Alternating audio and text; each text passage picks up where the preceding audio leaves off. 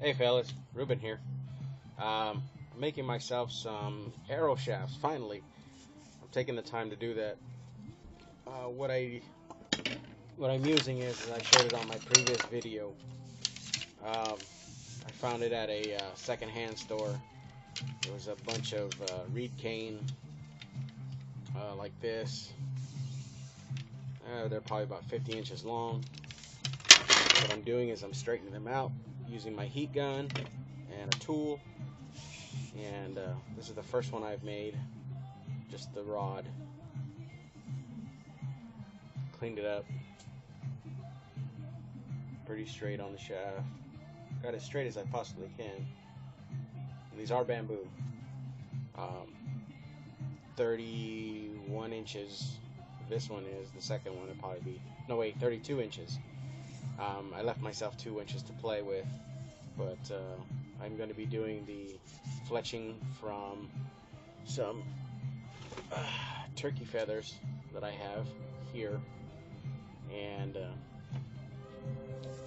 then the points are actually going to be from the points that are going to be made from the old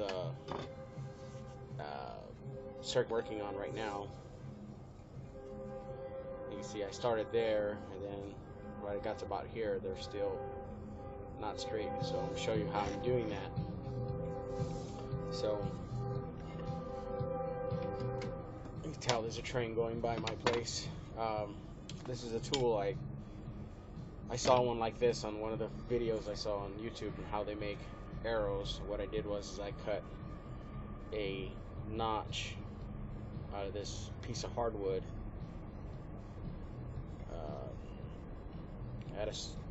at an angle, and what I'm doing with that basically is I'm sticking the reed cane in between it, and as after I heat it, I use it to straighten it out. So I'm going to do this section for you right here. This is not straight, so I'm going to show you how I do that. Turn my heat gun on.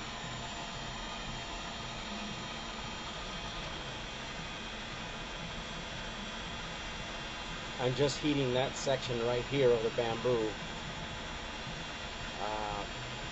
I don't know what they call it, but I guess it's the core. But you know what part I'm heating up. So I get that warm. It's a fascinating thing I learned. You think when bamboo is dried out already, that's it. It's fragile. You can't bend it anymore. There's still quite a bit of moisture, I think, or oils in the bamboo. So when you heat it up, those oils soften it up.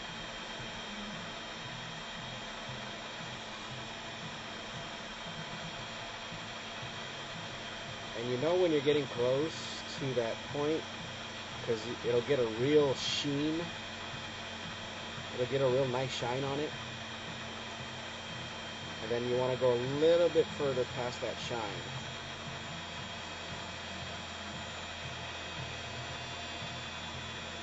Takes a little bit of time with the heat gun.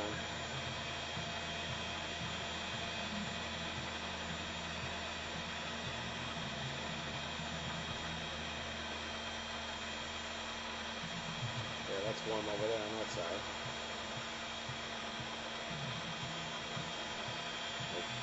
What I'm doing is I'm making sure that the center plus about an inch or so from both sides is warmed up. I don't want all the stress of me using that tool on just that one point. I haven't broken it yet, so I guess my system is working. Okay, turn that off. I'm going to use my tool, which is at a left angle since I'm right-handed, so I'm going to go in the opposite direction, and I'm going to straighten that out. And then I'm going to go just a hair beyond straight because it will flex back some. I've done it a couple times already where I had it and I held it straight, and I've taken it off the tool, and it came back. So you want a little bit more than what's needed. And once that cools, it's kind of like PVC. It's a crazy thing. Once it cools, it will stay in that shape. Double check. So it's cool now, and it's hardened back into that. So you can see how that one, which was crooked, is now straight. It may look a little still crooked a little bit. It's because the knob right there that's on it. But once you sand that all down, it goes away. So this is the tip part of the arrow now. So what I'm going to do is I'm going to heat this up and continue the process. And so I thought I'd share that with you guys, and what I'm doing with it, making my own arrow shafts. And so with this one, this is the first one I did. So what I do is I sanded down all the knobs right there so they're flat, they're smooth. And then I sanded down the end here where the feathers are going to go, where the fletching will be, so that they have, when I use the adhesive, it's going to be a lot better grip than on this smooth surface right here. I don't know how well it will stick on that. So there it is, fellas. All right, have a great weekend. Back to work.